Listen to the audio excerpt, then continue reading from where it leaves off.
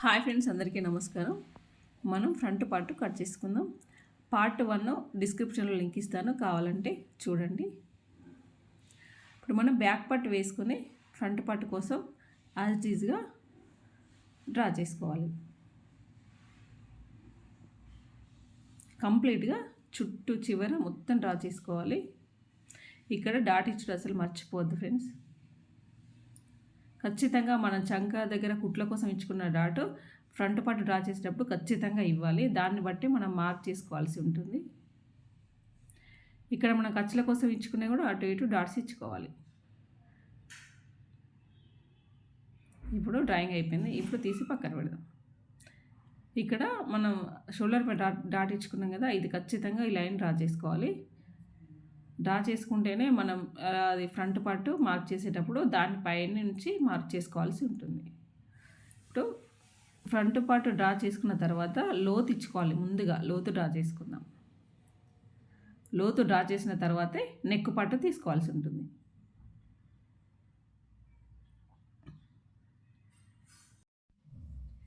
మధ్యలో మాత్రమే ఒక 1/2 ఇంచ్ ఉండాలి. పైన షోల్డర్కి చంక దగ్గరికి వచ్చేసరికి అందులో కలిసిపోయినట్టుగా ఉండాలి. మధ్యలో ఉన్నంతగా అటు చివర ఇటు చివర తీసుకుంటే మనకి ఎక్కువ అయిపోయి షోల్డర్ దగ్గర అయితే లూజ్ వస్తుంది ఫ్రెండ్స్. అలా అయితే ఎప్పుడు చేయొద్దు. ఇప్పుడు ఫ్రంట్ నెక్ తీసుకుందాం. అలా మన ఫ్రంట్ నెక్ కోసం మనం మార్క్ చేసుకునేటప్పుడు బ్లౌజ్ని అయితే ఇలా సాగదీయద్దు. ఇక్కడ మనం మార్క్ కనబడేలాగా చేసుకుందాం. చూడండి, ఇప్పుడు కనిపిస్తుంది కదా. నెక్ను అలా సాగదీయద్దు. మనం క్రాస్ కటింగ్ కదా, ఇది బ్లౌజ్ ఎంత సాగదీస్తే అంత పోతుంది. అందుకని మనం సాగదీయకుండా ఇలా పెట్టేసుకుందాం. ఇప్పుడు మన షోల్డర్ పైన కుట్టు ఉంది కదా ఫ్రెండ్స్, ఆ కుట్టు మీద ఈ కుట్టు దగ్గర ఇప్పుడు మనం డ్రా చేసుకున్న కుట్టు పైన పెట్టి ముందు నెక్కుని ఇలా సెట్ చేసుకోవాలి.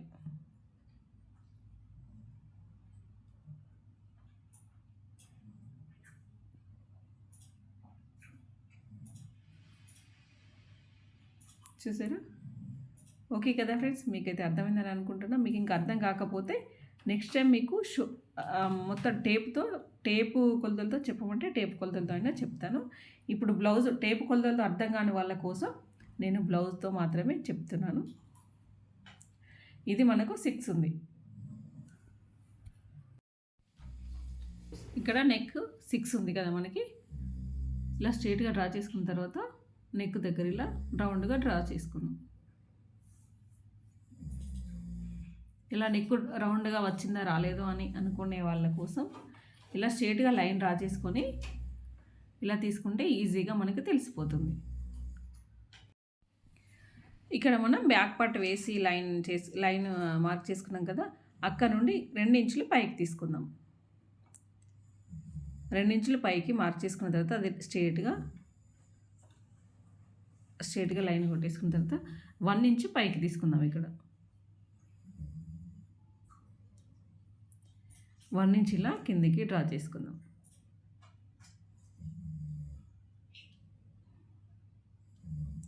ఫ్రంట్ పార్ట్ డాట్స్ ఉంటుంది కదా ఫ్రెండ్స్, ఫ్రంట్ పార్ట్ డాట్ నుండి ఇక్కడ షోల్డర్ పైన కుట్టు నుంచి ఇలా తీసుకోవాలి.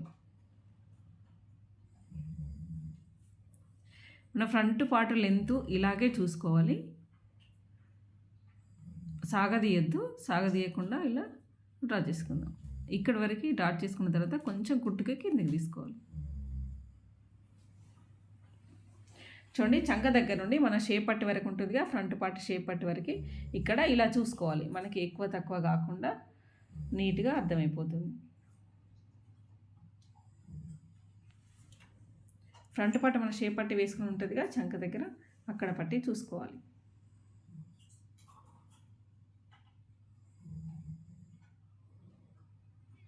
ఇలా కొంచెం క్రాస్ తీసుకోవాలి. ఫ్రెండ్స్, ఇలా మనకి లూజు వాళ్ళు మనకి ఇచ్చిన కొలత బ్లౌజ్ నుండి ఇది మనకి లూజ్ సరిపోయిందా లేదా తెలుసుకోవడం కోసం ఇక్కడ మనం ముందు ఫ్రంట్ డ్రా చేసుకున్న లైన్ దగ్గర నుండి ఈ డాట్ వరకు ఒక డాట్ మార్క్ చేసుకోవాలి. డాట్ దగ్గర నుండి మళ్ళీ సంఖ దగ్గరికి మార్క్ చేసుకోవాలి. ఇప్పుడు మనకి ఇది కరెక్ట్గా సరిపోయింది.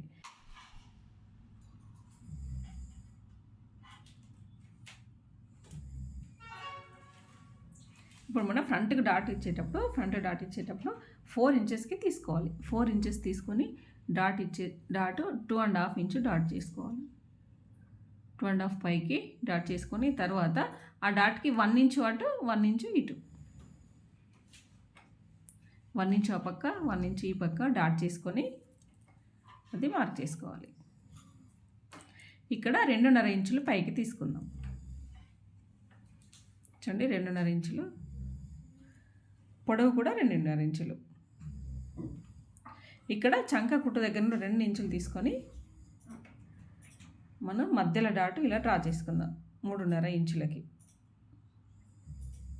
లేదంటే 4 ఇంచులు.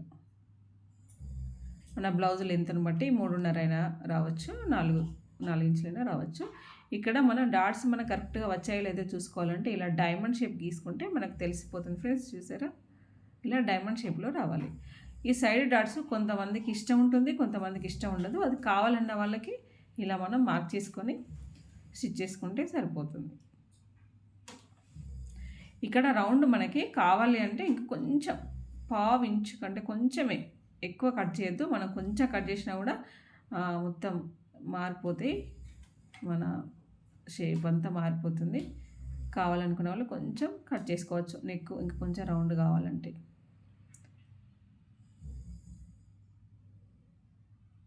చూడండి నేనైతే ఇలాగే కట్ చేస్తున్నా.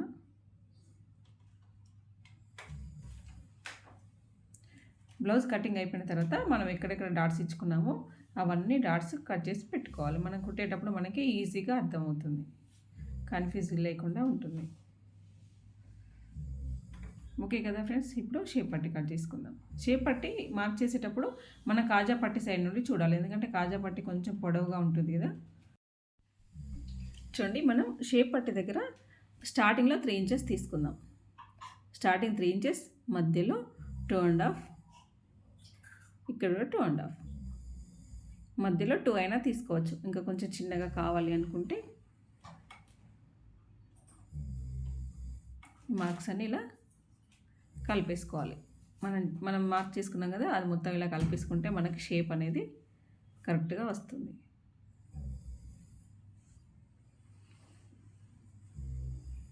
ఇక చివరిలో మనం ఇక్కడ స్టార్టింగ్ మనం మార్క్ చేసుకోవాలి ఫ్రెండ్స్. ఇది మార్క్ చేసేది అయితే మర్చిపోదు, మనం కుట్టేటప్పుడు కన్ఫ్యూజింగ్గా ఉంటుంది. మార్క్ చేసుకుంటే మనకు అర్థమైపోతుంది ఇది మనం కుట్టేది స్టార్టింగ్ అని.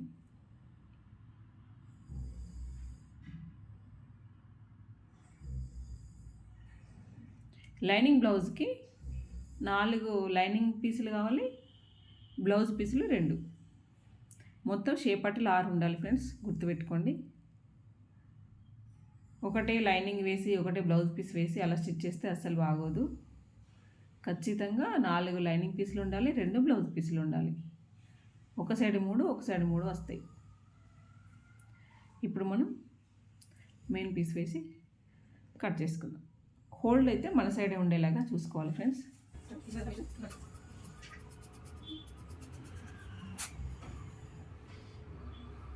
హ్యాండ్స్కి అతుకులు పడితే నేను స్టిచ్ చేసేటప్పుడు చూపిస్తాను మీకు.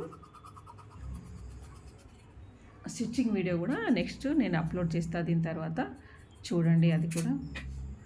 మీకు ఏం డౌట్స్ ఉంటే ఇంకా నాకు కామెంట్ చేయండి.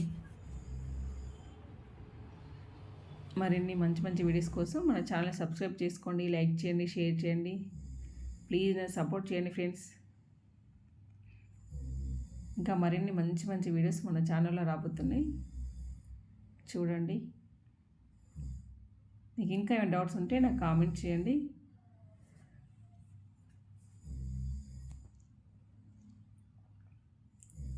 ఓకే కదా ఫ్రెండ్స్, మీకైతే అర్థమైందని అనుకుంటున్నాను. మనం బ్లౌజ్ కట్ చేసేటప్పుడు ఇలా ఫ్లవర్స్ ఉంటాయి కదా, ఫ్లవర్స్ లీవ్స్ ఏమన్నా ఉంటే అవి చూసుకుంటూ కట్ చేసుకోవాలి. చూడండి, ఒకేసారి మిస్టేక్లా ఒక్కొక్కసారి మనం అటువంటి పొరపాట్లు జరుగుతుంటాయి కదా. ఒకసారి కట్ చేసేటప్పుడు మెయిన్ పీస్ కట్ చేసేటప్పుడు జాగ్రత్తగా చూసి కట్ చేసుకోవాలి మనకు కావాల్సిన విధంగా. ఓకే ఫ్రెండ్స్, మరి స్టిచ్చింగ్ వీడియోలో మళ్ళీ కలుద్దాం.